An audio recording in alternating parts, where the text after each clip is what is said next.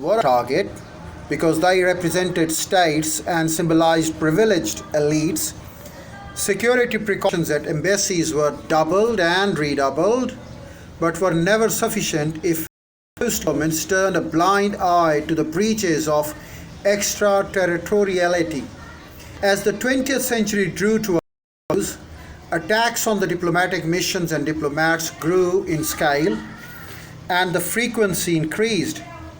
Terrorists succeeded in taking the staffs of the diplomatic missions hostages and in blowing up others.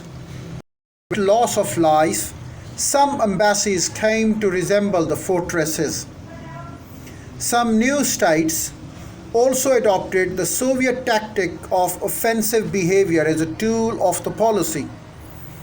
The newest diplomacy appealed, as the Soviets had done during the interwar period, over the heads of government to peoples in opponents' camp.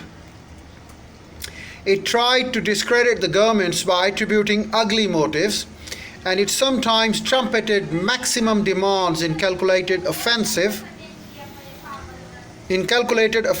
language as conditions for the negotiation. Public diplomacy was this ilk, and it was often very noisy, bellicose, self-righteous. The elaborate courtesy of the sharply understood, unpublished notes wherein a government with the concern to convey strong objection was employed as part of the diplomatic community.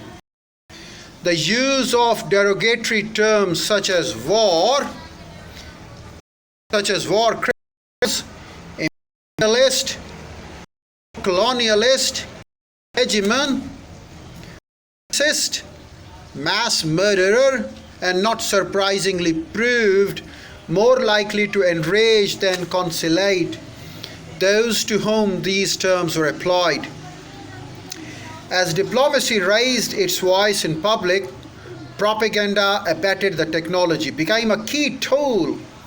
Radio Free Europe and Voice of America broadcast one message to the communist bloc, and it in fact spread. The Christian churches and so-called national liberation movements capitalized upon transistor radios to spread their messages to other areas.